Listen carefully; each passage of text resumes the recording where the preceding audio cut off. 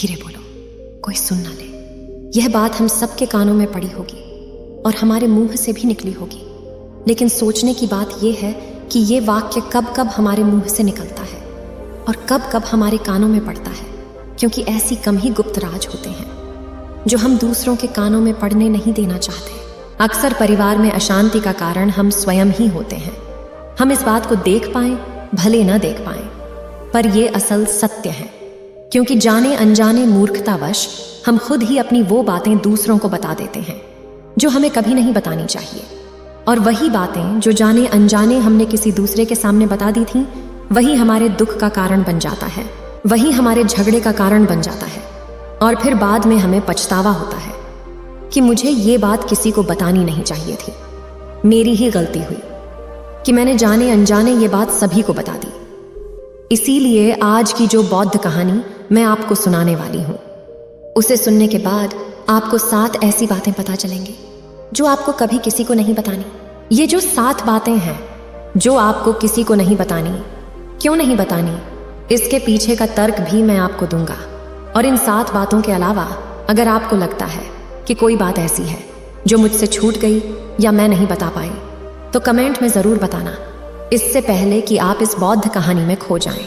यदि आप महात्मा बुद्ध के विश्वासी हैं तो इन दिव्य उपदेशों को ध्यान से सुनें। इस वीडियो को पूरा अंत तक देखें, वरना बाद में बहुत पछताना पड़ेगा। अपने कीमती समय को फालतू के शॉर्ट्स वीडियो के जगह यहाँ लगाए, कुछ नया सीखने को मिलेगा। एक समय की बात है, एक नगर में रिंकू नाम कई युवक रहता था। वो युवक बहुत गरीब था, कुछ पैसा नहीं था उसके पास।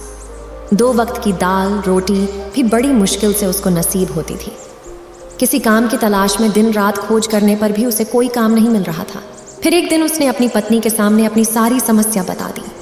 उसने अपनी पत्नी को कहा कि मैं जिस जगह भी काम मांगने के लिए जाता हूँ तो हर कोई मुझे ये कहकर काम नहीं देता कि हमारे यहाँ काम की ज़रूरत नहीं है। मैं काम की तलाश कर करके थक चुका हूँ। मुझे समझ नहीं आता कि मैं तुम लोगों का पेट कैसे भरूंगा, अपने बच्चों को कैसे पालूंगा, और ये चिंता मुझे दिन रात खाए जा रही है। यह सुनकर उसकी पत्नी ने कुछ सोचकर कहा कि तुम एक आदमी के पास एक बार ही काम मांगने के लिए जाते हो, और जब वह काम नहीं देता तो तुम दोबारा उसके पास जाते तक नहीं। अगर तुम्हें उनसे काम लेना है तो तुम्हें हमदर्दी जतानी होगी, तुम्हें उनसे हमदर्दी हासिल करनी होगी, अपनी गरीबी दिखानी होगी, ताकि वो लोग तुम्हारी मजबूरी समझकर तुम्हें काम पर रख ले। इसीलिए शर्म मत करो, उन्हें अपनी मजबूरी बताओ, अपनी गरीबी बताओ, और इसी उपाय से तुम काम पा सकते हो। यह बात रिंकू के मस्तिष्क में बैठ गई और अगले दिन काम मांगने के लिए वो उसी सेठ के पास जा पहुंचा जहां पर वो पिछले दिन काम मांगने के लिए गया था। लेकिन इस बार उसने हाथ जोड़कर उस सेठ से प्रार्थना की, उससे विनती की कि वो बहुत गरीब है और उसे काम की बहुत आवश्यकता है। वो जो कुछ भी उसे देंगे उसमें संतुष्ट हो जाएगा, पर कृपा करके मुझे अपने यहाँ काम पर रख ले। उसकी ये हालत देखकर उस सेठ ने उसे अपने यहाँ काम पर रख लिया। वो रोज वहां पर काम पर जाने लगा। अंदर ही अंदर वो खुश तो था कि उसे काम तो मिला, लेकिन उसका वेतन दूसरे लोगों से कम मिलता था।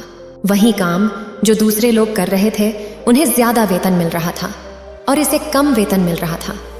जब इस बारे में उसने अपने सेठ से कहा तो सेठ ने कहा कि देखो भाई, तुम्हें काम की जरूरत थी, मैंने तुम्हें काम दिया, मेरा धन्यवाद करने की बजाय तुम मुझसे शिकायत कर रहे हो, यह कैसी भलमनसाहत है। यह सुनकर रिंकू वहीं पर चुप हो गया। बात कहीं ना कहीं सत्य थी, सच थी। सेठ ने तो उसे उसकी मजबूरी के हिसाब से ही काम दिया था और इसीलिए वह उसे अपने अनुसार ही वेतन देता था। लेकिन धीरे धीरे उसने ये बात अपने सगे संबंधियों और अपने दोस्तों को भी बताना शुरू कर दी कि उसका सेठ कैसा आदमी है और उसे कितना वेतन देता है। समय बीतता रहा और रिंकू पूरी लगन के साथ अपना काम करता रहा, लेकिन अब परिस्थितियां बदलने लगी थी। सेठ अब रिंकू से दूसरे लोगों से ज्यादा काम लेता था और उनसे कम वेतन उसे देता था। यह बात रिंकू के मन को बहुत खलती थी। वो दूसरों से ज्यादा मेहनत कर रहा है और उनसे कम वेतन पा रहा है। इससे उसके आत्मसम्मान को बहुत गहरी चोट पहुंची। अब धीरे धीरे उसका मन अपने काम से हटने लगा। उसका मन काम में लगता ही नहीं था। जाहिर सी बात है कि ऐसी जगह किसका मन लगेगा जहां आदमी को अपने आत्मसम्मान के साथ समझौता करना पड़े। इसीलिए जल्दी ही उसने अपना काम छोड़ दिया और वह घर पर आकर खाली बैठ गया। अब उसके पास घर का खर्चा चलाने के लिए भी पैसे नहीं बचे थे। इसीलिए उसने अपने सगे संबंधियों और अपने दोस्तों से सहायता मांगनी शुरू की। लेकिन उसके दोस्त उसके सामने तो उसे दया का पात्र समझते थे, उसे दिलासा देते थे, लेकिन पीछे से उसका मजाक उड़ाते थे। वह कहते कि कितना बेवकूफ है, सेठ ने इतना काम लिया और बेचारे को पैसे भी नहीं दिए। अरे हम इसको पैसे दे दें तो ये कल हमारा भी पैसा वापस कर पाएगा, इसकी ऐसी हालत है, काम तो उसके पास कुछ है नहीं, पैसा कहाँ से लाके देगा। और इसी वजह से रिंकू की हालत दिन ब दिन खराब होती जा रही थी। अब वो दिन रात तनाव में रहने लगा था। वही दोस्त, वही सगे संबंधी जो उसकी अपनी होने का दिखावा करते थे, वो उसे दया का पात्र समझ रहे थे। उन्हें उसके ऊपर तरस आ रहा था। सब लोग आकर उसे ज्ञान तो बहुत देते थे, लेकिन कोई सहायता नहीं करता था। और अक्सर ऐसा ही होता है, ज्ञान देने वाले तो बहुत मिल जाते हैं, लेकिन मदद करने वाले, उंगली पकड़कर, हाथ पकड़कर आगे चलाने वाले कितने लोग मिलते हैं। एक दिन उसे पता चला कि पड़ोस के गांव में एक बौद्ध भिक्षु आया हुआ है जो बहुत ही ज्ञानी है। रिंकू इतना तनाव में था कि उसे कोई रास्ता नजर ही नहीं आ रहा था। इसीलिए जाने अनजाने वो उस बौद्ध भिक्षु के पास पहुंच जाता है। वहां पहुंचकर वो सीधे उनके पैरों में गिरकर होने लग जाता है। वो रोते रोते उन्हें अपनी सारी परिस्थिति बताता है। उसे बताता है कि किस तरह उसके सेठ ने उसका फायदा उठाया और उसके सगे संबंधी उसके साथ कैसा व्यवहार रखते हैं। सारी बातें सुनकर बौद्ध भिक्षु ने उसे चुप कराते हुए कहा कि भंते, ये सारी समस्याएं तुम्हारी बुद्धिहीनता, तुम्हारी मूर्खता के कारण उत्पन्न हुई है। अगर तुम्हारे अंदर विवेक होता तो इनमें से एक भी समस्या तुम्हारे चित्त को दुखी नहीं कर सकती थी, लेकिन तुमने अपने अविवेक के कारण, अपनी मूर्खता के कारण खुद ही अपने रास्ते में कांटे बिछा दिए। आज मैं तुम्हें 7 बातें बता रहा हूं जो भूलकर भी किसी को मत बताना, और इन बातों का अनुसरण करते हुए तुम बाहर से मिलने वाले दुखों को तो दूर कर ही सकते हो जो बेवजह दुनिया की वजह से तुम्हारे अंदर पनपते हैं। पहली बात जो किसी को नहीं बतानी चाहिए वो है अपनी मजबूरी। अपनी मजबूरी का दिखावा करके दूसरों का दया पात्र बनके उनकी सहायता लेने की गलती कभी मत करना। हो सकता है कि आज वो तुम्हारी मजबूरी देखकर तुम्हारी सहायता कर दे, लेकिन कल वो तुम्हारा फायदा उठाने से भी नहीं चूकेगा। और अगर फायदा भी नहीं उठाया तो दूसरों के सामने तुम्हारा मजाक बनाने में वो आदमी कभी नहीं चूकेगा। इसीलिए कभी भी अपनी मजबूरी का दिखावा मत करो। अगर घर में 2 रोटी है, सूखी रोटी है, तो वही खाकर सो जाओ, लेकिन दूसरों को इसके बारे में भनक तक नहीं लगनी चाहिए। जरा आप खुद सोचो, मजबूरी बताने का क्या प्रयोजन होता है एक इंसान का? या तो दूसरों से सहानुभूति हासिल करना चाहता है या उनसे कोई आर्थिक मदद चाहता है। लेकिन अगर दोनों ही परिस्थितियां आप देखें तो दूसरा आदमी आपका फायदा उठाने से नहीं चूकेगा, और अगर वो फायदा नहीं भी उठाएगा तो अपनी नजर में तो वो आपको मूर्ख ही समझेगा, बेवकूफ समझेगा, और दूसरों के सामने आपका मजाक तो जरूर बनाएगा। इसीलिए अपनी मजबूरी के बारे में कभी किसी को मत बताना। दूसरी बात जो किसी को भी नहीं बतानी चाहिए वो है अपनी अतीत की गलतियां और भविष्य की रणनीतियां। जरा सोचो कि अगर हम अपने अतीत की गलतियां किसी दूसरे को बताते हैं तो उसका क्या प्रभाव होगा। वो गलतियां ठीक तो नहीं की जा सकती, जाहिर है, तो उन्हें बताने का क्या प्रयोजन रह जाता है। आप अपने अंधेरे पक्ष को खुद दुनिया के सामने बता रहे हो, खुद अपनी गलतियां दूसरों के सामने बता रहे हो। इससे उस आदमी की नज़र में आपका एक चरित्र घटित हो जाएगा और वो भविष्य में हमेशा आपको उसी नज़रिए से देखेगा। इसीलिए किसी भी आदमी की नज़र में अपना चरित्र घटित मत होने दो, और ज़रा सोचो कि आप व्यर्थ में ही अपनी भविष्य की रणनीतियाँ दूसरों के सामने बता रहे हो। जो लोग आपके काम का हिस्सा ही नहीं हैं, उनके सामने अपनी भविष्य की रणनीतियाँ, अपनी डींगे हाँकने का क्या फ़ायदा? उन लोग आपकी सहायता तो नहीं करेंगे, लेकिन आपकी भविष्य की रणनीतियों में बाधा ज़रूर बन सकते हैं।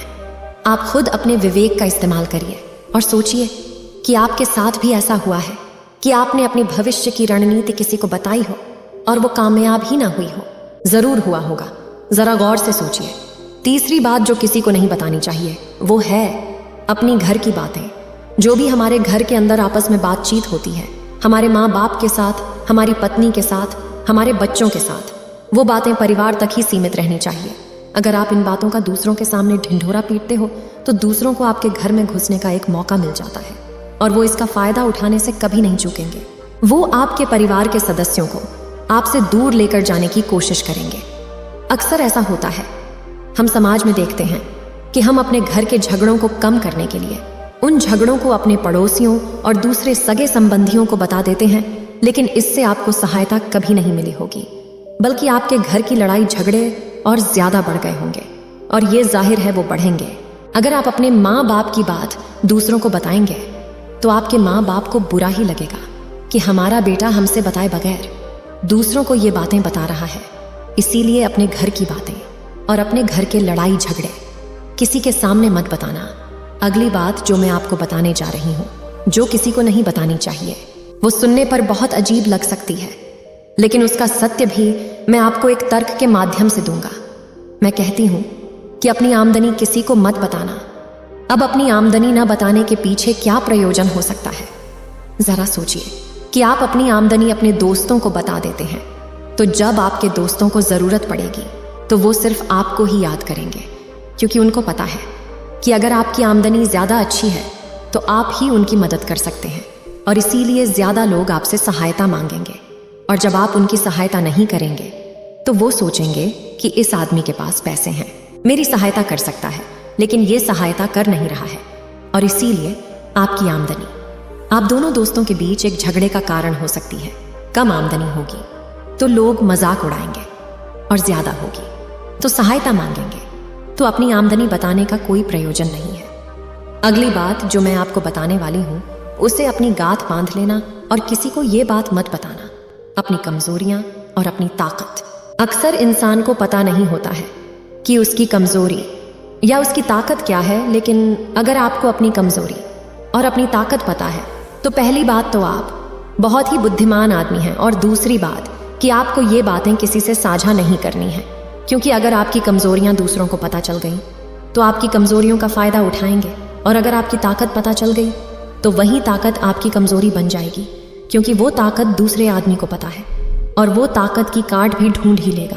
अपनी कमजोरी और अपनी ताकत अपनी पत्नी या अपने पति को भी नहीं बतानी चाहिए, क्योंकि इसके बाद आपको घर में उनसे हमेशा दुब के रहना पड़ेगा। अगली बात जो किसी को नहीं बतानी चाहिए वो है अपने मित्र और अपने शत्रु। आप अपने मित्रों के बारे में अगर दूसरे लोगों को बताएंगे तो वो आपके मित्रों के साथ अपनी घनिष्ठता बनाकर आपको धोखा दिलवा सकते हैं। आपके गहरे मित्रों को आपसे दूर करने का प्रयास कर सकते हैं। अक्सर आम आदमी ऐसा नहीं करता, लेकिन आपके दुश्मन ऐसा करने की कोशिश कर सकते हैं। और दूसरी तरफ आपके शत्रु का भी किसी को नहीं पता लगना चाहिए, क्योंकि आज जो आपका मित्र है, अगर कल वो आपका दुश्मन हो गया तो वो आपके दुश्मन के साथ ही मिलकर आपको परास्त कर सकता है, आपको धोखा दे सकता है। इसीलिए अपने सबसे अच्छे दोस्तों को भी अपने दुश्मन के बारे में कभी मत बताना। अगली और आखिरी बात कहना चाहती हूँ कि जब तुम दान करते हो तो दान के बारे में भी किसी को मत बताना, नहीं तो दान करना व्यर्थ हो जाता है, बेकार हो जाता है। जब आप अपने दान का ढिंढोरा पीटते हो तो आप ये बता रहे हो कि मैं कितना बड़ा दानी पुरुष हूं, और ये आपके अंदर एक अहंकार निर्मित करेगा। इसीलिए दान गुप्त रूप से किया जाए, उतना ही अच्छा होता है, उतना ही फलदायी होता है। जब आपका बायां हाथ दान कर रहा हो तो दाएं हाथ को बिना पता चले कि बायां हाथ दान कर रहा है। ये 7 बातें जो बौद्ध भिक्षुओं ने रिंकू को बताई, इनमें संसार के सभी सिद्धांत छिपे हुए हैं। इन बातों का अनुसरण करते हुए आप अपने घर में सुख शांति बना सकते हैं और घर के झगड़े हमेशा के लिए दूर कर सकते हैं। आप इन बातों के बारे में अपने विवेक से भी सोचेंगे तो आपको ये बातें सच मालूम पड़ेगी। और हमारा कहानी सुनाने का मकसद यही है कि आपका विवेक जागृत हो। आप खुद उन बातों के बारे में सोचें जो हम आपको बता रहे हैं, और अगर हम गलत हैं तो आप कमेंट में वो बात जरूर बताएं जिस पर हम गलत हैं। उम्मीद है आप सभी को यह वीडियो अच्छी लगी होगी। अगर आप बुद्ध के सच्चे विश्वासी हैं तो चैनल को सब्सक्राइब और वीडियो को लाइक करके कमेंट में नमो बुद्धा लिख दीजिए।